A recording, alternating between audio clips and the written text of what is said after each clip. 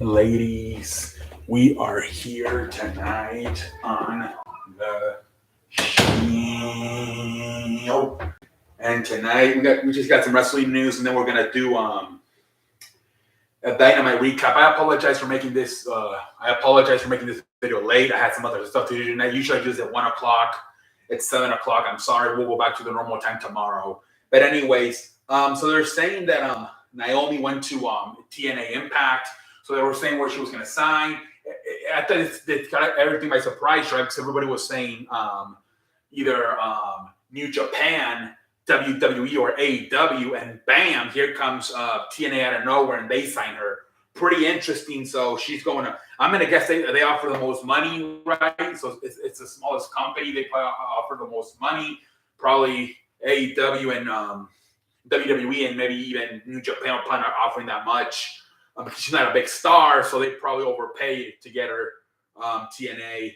CM Punk, now they said finally they found out that he didn't meet with the reason he was in Tampa Bay and then flew in with the WWE guys for Monday Night Raw from Florida to Chicago and then that's how they let him in the building, because he was on the same airplane as the guys flying in from Florida to Chicago. Is because he was meeting with Chris Jericho, Tony Khan, and FTR, and they were trying to figure things out.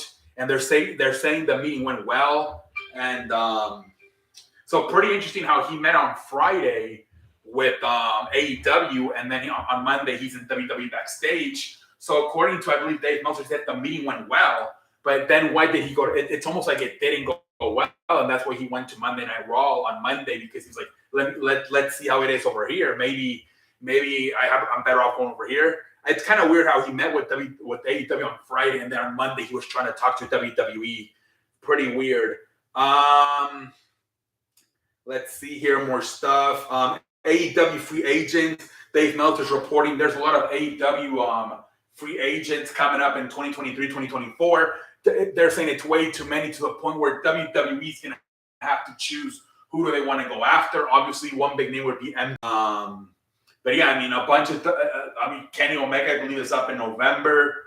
And then obviously it was announced that also who's going to be available next year is Will Ospreay from New Japan. So they couldn't get Jay White. They're probably going to have to try to go get after Will Ospreay. So yeah, they're saying a bunch of free agents expect to coming up this year, next year for AEW. The WWE would try to pick who they want. So we'll see about that. Nia Jax says she's open to come back to WWE and helping out the women's division. Apparently, she's lost a lot of weight. She's been doing a lot of workouts and stuff. So Nia Jax could come back to WWE. We'll see what happens. Teddy Long is expected to be on SmackDown tomorrow for the draft. It'd be nice if they hire him as like a general manager or something. Can we at least get there's a lot of reports going around that this brand split, they're really going to go for it for real. They're saying they're expected to bring on new titles as well. They're saying they're making new tag team titles. They're gonna split, the two tag team titles they have right now, like the red and the blue ones, and instead they're gonna make a new one. I think it's gonna be called the World Heavyweight Championship for SmackDown, the WWE World Heavyweight Champion tag team titles, and then they're gonna call the Raw ones WWE tag team titles. They're gonna come up with a new design. They're saying they're thinking about also coming up with new designs for both the Raw and the SmackDown Women's Champion. So they said that bringing back the World Heavyweight Championship with the new design is not the only move they're planning on making. They're planning on bringing new tag team titles as well, and possibly also new women championships as well. So we'll see what happens, man. So maybe they do this. Maybe Teddy Long can be the general manager of SmackDown. Maybe somebody else, maybe Adam Pearce, somebody else can be the general manager of Raw. I think that's about Riddick, Madcap Moss. If you go to WWE website now, it says Riddick Moss under his name. It does no longer say Madcap Moss. So it looks like they might have changed his name to Riddick Moss. Pretty damn interesting, ladies and gentlemen. We'll see about that one.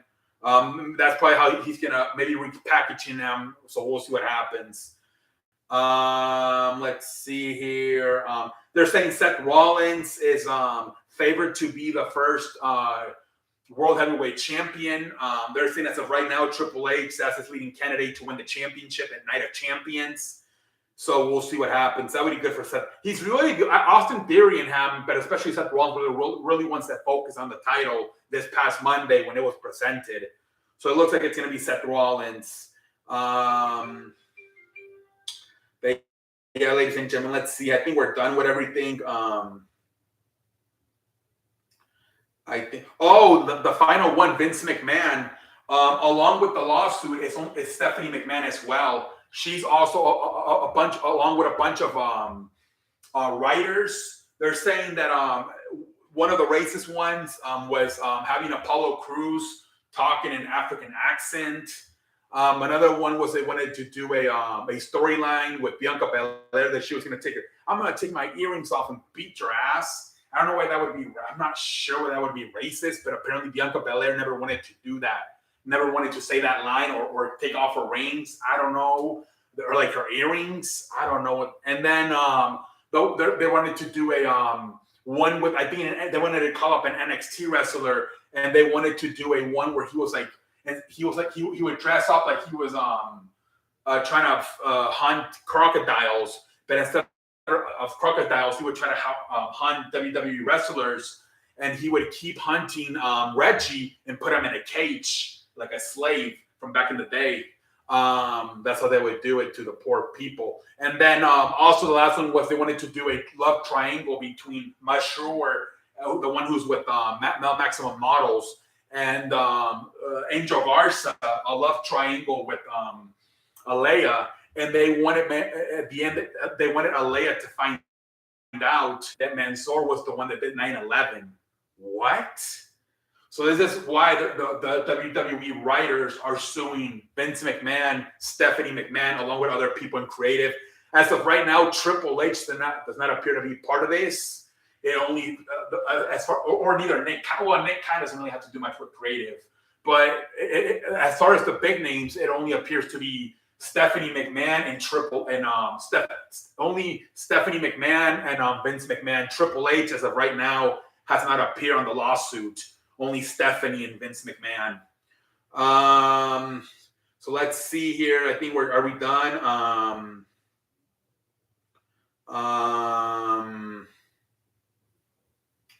I think we're finally done. Dude, I still got to do it. Jesus Christ, I still got to do Dynamite.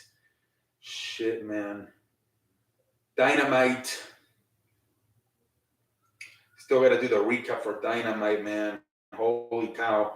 What was yesterday? The 26th, I believe it was. So let's see here. I'm gonna try to go through this fast, man, because I'm kind of running out of time here. This is not my normal time. I got other stuff to do later on tonight. So Dynamite from Florida starts off with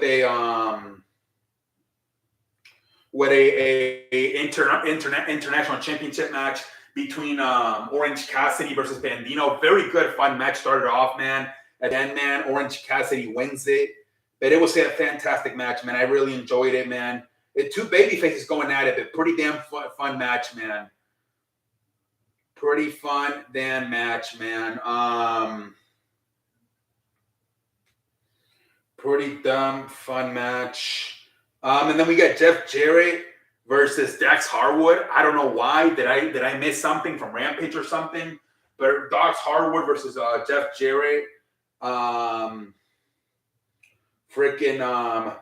Jeff Jarrett wins the match. And then Tony Khan says an announcement that they're doing the Owen Hart Foundation tournament starting at Double or Nothing, and they're finishing up at when Dynamite goes to what's it called? Calgary, Alberta, Canada, on June 15. That's when they're going to end it. Hopefully this year they do better. I believe last year Adam Cole and Britt Baker won the tournaments. They just gave them a belt, and then they didn't do nothing else with it. They didn't even have the belts, only like for one show, and that's it. Hopefully they do something with it more better this time. Then we have Wardlow. He beats up some jobber, And then after, he's once again with Arl Anderson, and they're talking about how to be the man, you got to be vicious and stuff. And then here comes Christian with Luchasaurus. And I thought this feud was going to be between Wardlow and Luchasaurus, but it turns out it's going to be between Christian and Wardlow. And Luchasaurus is just there to be his bodyguard. I'm like, are you serious? Christian's like 50 years old. Jesus Christ. I feel sorry for Luchasaurus, man. I thought it was for Ham. I thought it was going to be between Ham and Wardlow. Oh, my Lord. And then we get...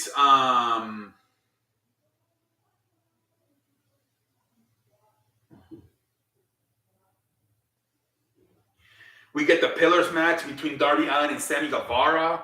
The winner of this match faces MJF for the World Championship at Double or Nothing. Very good match between these two men. Very good match. Sammy Guevara does a table spot on the outside. At the end, they do like the Eddie Guerrero thing where Sammy Guevara acts like he got hit by the skateboard, and Darby Allin's holding onto the skateboard. So MJF threw him the skateboard. So the referee disqualifies him, thinking he hit him with the skateboard, and he didn't. So then they're celebrating MJF and Sammy Guevara because the deal is MJF's going to pay Sammy Guevara money to lay down for him at Double or Nothing. But then Tony Khan says, no, we're not doing things like this. Next week, tag team match, MJF, Sammy Guevara versus Jungle Boy and Darby Allin. If Darby Allin and Jungle Boy win, they enter the match, which will now be a four-way. And if not, then it's still Sammy Guevara versus MJF in a one-on-one match. What's interesting is MJF is like pissed, and he they're walking backstage, and Sammy Guevara, he doesn't let him get in the car. He just says, I'm leaving by myself. He's like, the car's full. It was not full at all. The cameraman zooms it in. So interesting how because you can still do this. You win the tag team match next week, and you still get a one-on-one match with Sammy Guevara, a Double or Nothing. I don't know why all of a sudden he wanted to distance himself from Sammy Guevara. But then what is this, man? Fuck.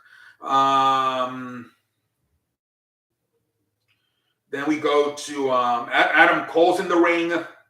So many damn ads on this shit. Adam Cole's in the ring. He calls out Chris Jericho. Chris Jericho's like, I'm not going to go out of the ring, man.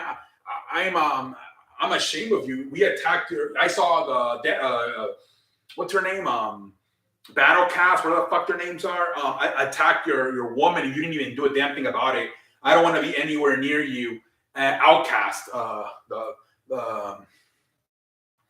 Saraya, Tony Storm, and Ruby Soho, and I don't want to be nowhere near you. So he sends out the rest of the Jericho Appreciation Society to attack Adam Cole, and then first it's Orange Cassidy and Bandino trying to help Adam Cole, but then Reddick Strong comes out. That guy, like, I didn't even. Where the fuck is Reddick Strong? I couldn't believe it, man. So Reddick Strong is back with Adam Cole and AEW. So cool to see them reunite. So pretty cool to see that, man. And then let's see here. And then we get Jade Cargill putting her TBS Championship on the line against Taya Vakara.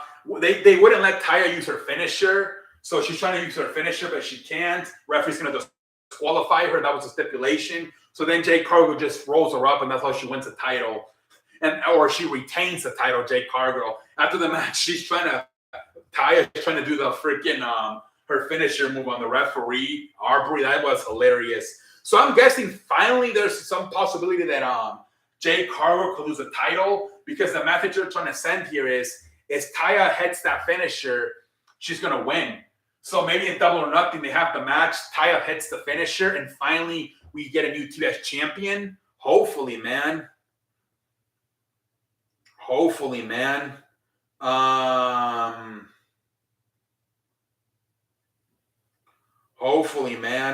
We need a new TBS champion. Jesus Christ. And And then Britt Baker, Jamie Hayter do a promo. You know, Jamie Hayter has a broken arm. Britt Baker has a black eye. So it's going to take more than this to put us away. You can keep sending us to the hospital all you want, but we're going to keep coming back. You know, obviously talking to the Outcast, Ruby Soho, Saraya, and Toni Storm. Then we get the freaking the main event tag team match between the Butcher and the Blade versus Takeshita and Kenny Omega. Good little match here. At the end, though, obviously Takeshita and Kenny Omega win the match. Bryan Danielson is doing commentary. After the match, he's like, "Hey, man, Takeshita, you would really be better off working." He messed up. He said the Elites. He meant to say the Black Queen Comeback Club. Everybody was laughing. He's like, "You fucked up. You fucked up." And then, you know, so he messed up his promo. He meant to say the Black Queen Comeback Club. Instead, he said the Elites. And then the freaking the Black Queen Club just attacks Kenny Omega, you know, Jon Moxley, Wheeler Yuta, and Claudio Castagnoli. And then they're trying to convince Takeshita to join them, and Takeshita doesn't want to. And then Bryan's like, make a choice. And he doesn't know what to do, it seems like. So then they just had him in the balls. They're like, okay, that's fine. We make the choice for you. You're against us. And then they fucking hit him with the freaking screwdriver right in the forehead. And that's how the show ends, with Takeshita just bleeding after getting hit in the, getting stabbed with that screwdriver. Jesus Christ, man. The Young Bucks come out to try to save him, but it's too late. But yeah, I thought the show started off kind of weak, but then it picked up. I thought it picked up during the Wardlow and Christian segment. Then you get the Chris Jericho, Adam Cole segment with Reddick Strong debuting in AEW.